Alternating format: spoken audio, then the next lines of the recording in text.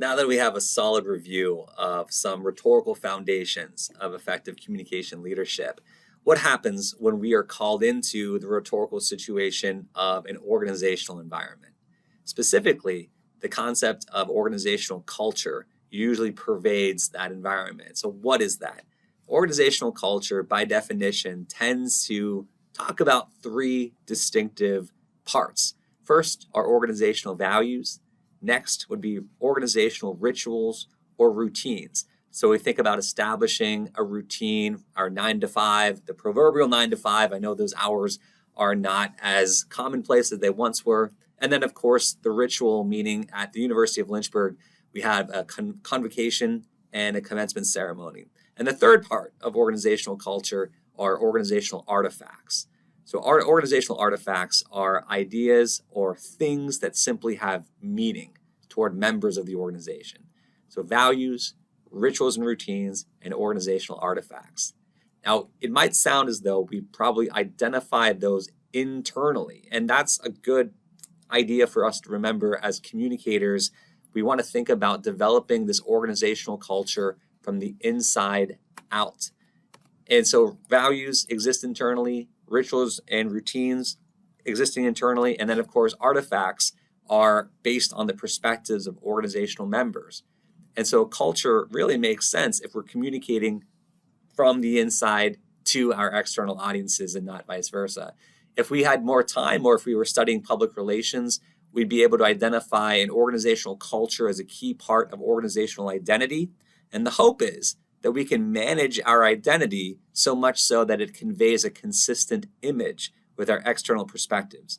And so sometimes public relations is talked about as image management. That's not entirely accurate because I have no control how my external audiences will view the organization. What I do have control over would be, am I making sure that my communication is infused with our values? Am I making sure that we consistently deliver our organizational rituals and routine when we onboard new employees? So if I keep that type of communicative work consistent, and then the external perspective will in fact parallel the organizational identity. So you want a parallel or consistency between the organizational identity and the organizational image. But for our purposes, it's helpful for us to remember as leaders, we want to communicate from the inside out. Why do we want to do this? There are a number of different theories that relate to the importance of communicating from the inside out. Probably the most well-known of those would be structuration theory by a gentleman named Anthony Giddens. And Giddens was actually a sociologist, and that makes sense if you're talking about a society, and an organization can reflect a society. And basically suggests that human agency and social structures maintain a relationship. So going back to the idea of an artifact being a thing that has meaning for an organizational member, that's a relationship. And so that relationship is real. It's slightly amorphous, but it's real.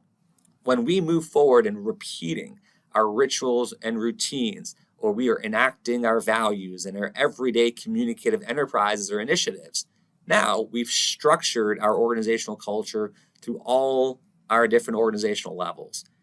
And so that's the part of organizational culture that really matters, is that when we're faced with adversity or communication challenges, how do you reflect inward to think about what our organizational values reveal? Or I'm sure we've heard cases such as the Tylenol case from the 1980s. Tylenol referred to its credo, and we'll actually take a closer look at that in a few discussions. But the credo suggests that you always place the customer first, regardless of how much it might cost to recall a product or service. So that's the idea behind effective communication. You're communicating from the inside out, and it's operating from structuration theory brought to us by Anthony Giddens.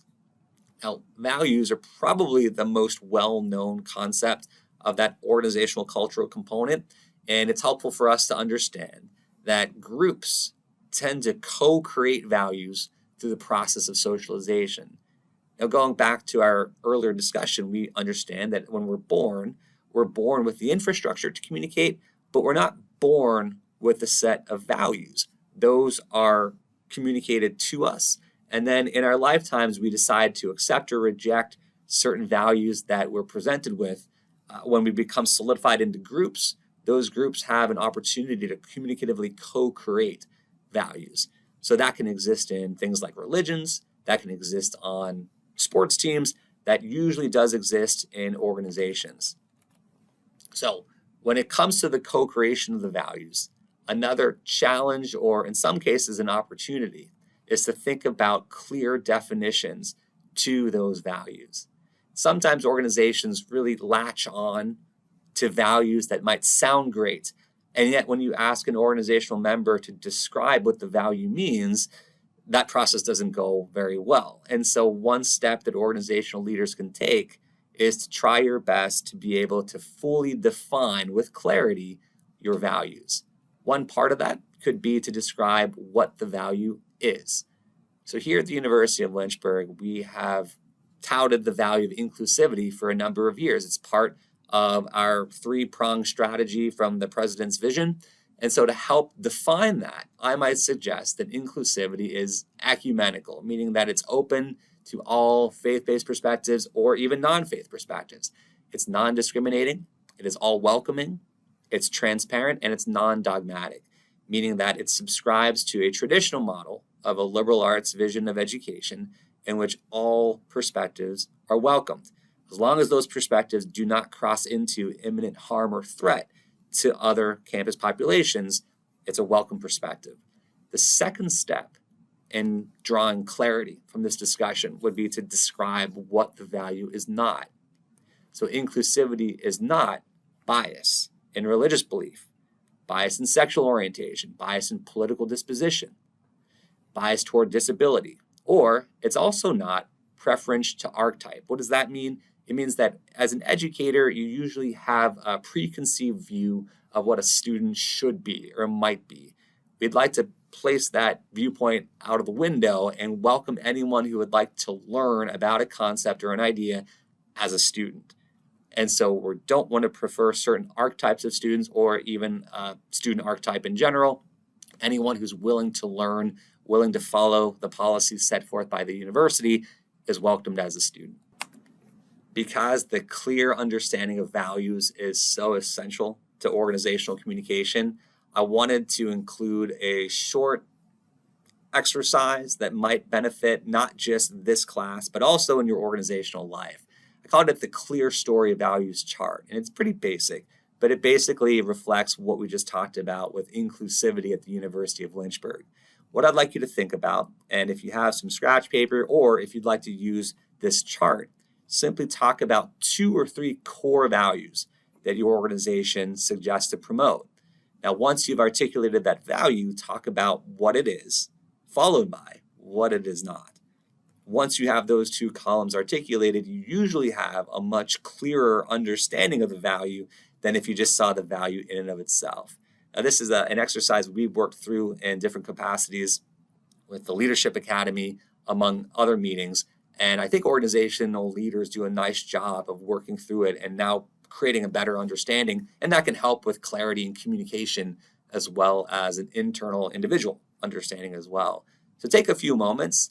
This can certainly benefit for your reflective communication plan for the assignment, but the hope is from a greater macro perspective of your organizational life. Does your institution have values? Are they clearly understood, not just clearly written in a handbook somewhere?